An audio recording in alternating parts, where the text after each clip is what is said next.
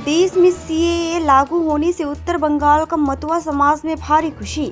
निकाली रैली। केंद्र सरकार ने सोमवार दोपहर को सीएए लागू करने की घोषणा की। वहीं इस घोषणा के बाद उत्तर बंगाल का पूरा मतुआ समाज उत्साहित हो गया है। इस दिन मतुआ महासंघ के अनुयायियों ने इलाके में जुलूस निकाला। उन्होंने प्रधानमंत्री नरेंद्र मोदी और केंद्रीय मंत्री शांतनु ठाकुर को धन्यवाद दिया। उस जुलूस ने इस दिन पूरे जबरावीटा क्षेत्र की परिक्रमा की। लंबे समय से चली आ रही मांग पूरी होने से पूरा मतुआ समाज बेहद खुश है।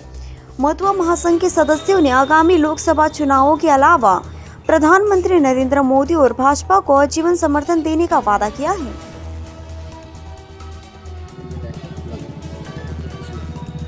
আমাদের খুশির ভাষা দিয়ে আমরা প্রকাশ করতে পারবো না, তার কিছুটা অংশ বহিঃপ্রকাশ আপনারা দেখলেন। আমরা শোনা মাত্রই আমরা যে যেখানে ছিলাম সেখান থেকে আমরা আমাদের এলাকা ভিত্তিক রাজপথে বেরিয়ে এসেছি। আমাদের পূর্বপুরুষরা অবিভক্ত ভারতবর্ষে বসবাস করতো। 1971 সালে 47 সালে দেশ ভাগ হয়। তারপর 1971 সালে যখন বাংলাদেশ পূর্ব বাংলা যেটা এখন বাংলাদেশ আছে সেখানে আমাদের আদি বাসস্থান ছিল। তো আমরা স্বাধীনভাবে সেখানে সোনার বাংলায় বসবাস করছিলাম। কিন্তু একটা ধর্মের ভিত্তিতে দ্বিজাতি তত্ত্বের ভিত্তিতে যখন দেশ ভাগ হয় তখন স্বাভাবিকভাবে আমাদের যারা যেখানে সংখ্যাগরিষ্ঠ হিন্দুরা তারা তাদের মাটি ঘর বিটে ছেড়ে ভারতবর্ষে আসতে বাধ্য হয় ধার্মিক তাড়নার কারণে। এবং আমরা যখন ভারতবর্ষে চলে আসি তখন চক্রান্ত করে মতুয়া সমাজের মানুষ যাতে এক জায়গায় স্থান নিতে না পারে তার জন্য আমাদের ভারতবর্ষের বিভিন্ন অনুন্নত জায়গা বনে জঙ্গলে অর্থাৎ উত্তরাখণ্ডে কালাপানি অর্থাৎ যেটা নাম ছিল আন্দামান ও নিকোবর দ্বীপপুঞ্জ, তারপর আপনারা মরিচঝাপির কথা শুনেছেন, সুন্দরবনের বিভিন্ন প্রত্যন্ত এলাকায় আমাদেরকে ছড়িয়ে ছিটিয়ে রেখেছিল। এবার সিএএ কার্যকর হওয়ার মাধ্যমে আমাদের ভারতবর্ষের প্রান্তে প্রান্তে যেখানে মতুয়ারা বসবাস করছেন তারা স্বাভাবিকভাবে নাগরিকত্ব পাবে, যে নাগরিকত্বের জন্য আমরা দীর্ঘ প্রতীক্ষা করছিলাম। এবং আমরা আশা রেখেছিলাম যে এমন কোনো একটা সরকার আসবে যারা মতুয়াদের কথা ব্যথা বেদনার কথাটা বুঝতে পারবে। যখন 2014 সালে ভারতীয় জনতা পার্টির নেতৃত্বে নরেন্দ্র মোদীজি প্রধানমন্ত্রী হলেন আমরা আশ্বস্ত হলাম, কেননা আমরা তার আগে একবার ধোঁকা খেয়েছি। পশ্চিমবঙ্গের মতুয়া সমাজের মানুষ যারা 2,78,00,000 মতুয়ারা আছে, ক্ষমতা 34 বছরের বামফ্রন্টের অপশাসনের পরিবর্তন ঘটিয়েছিল এই আশায় যে মতুয়ারা পূর্ণ নাগরিকত্ব পাবে।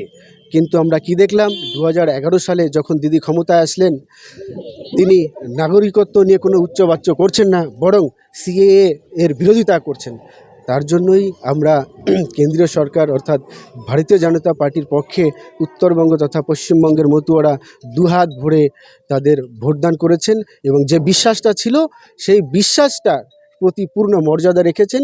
এবং মতুয়া ধর্মের যে আদি পীঠস্থান, ভারতবর্ষের দিকে অনেক অনেক প্রধানমন্ত্রী এসছেন, সেখানে আমাদের ভারতীয় জনতা পার্টির পক্ষ থেকে নরেন্দ্র মোদীজি আমাদের সেই আরাধ্য দেবতার পীঠস্থানে গিয়ে পূজা দিয়ে ভারতবর্ষ তথা পৃথিবীর বুকে মতুয়া নামে যে একটা ধর্ম আছে, একটা জনগোষ্ঠী আছে, তাদের জয়ধ্বনিটা প্রকাশ করে এসেছিলেন।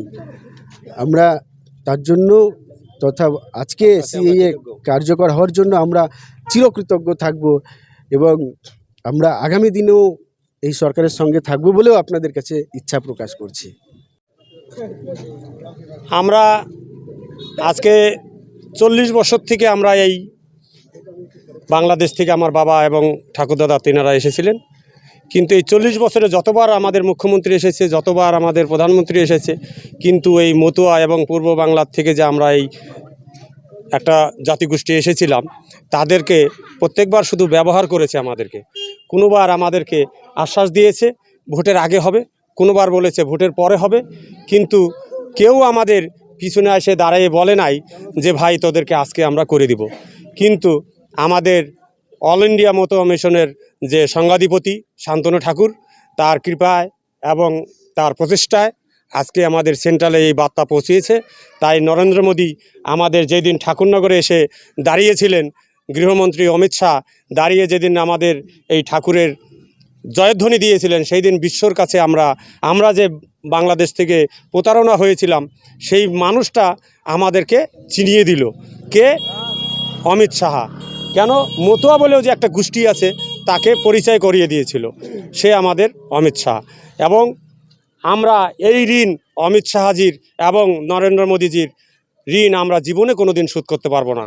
কেন?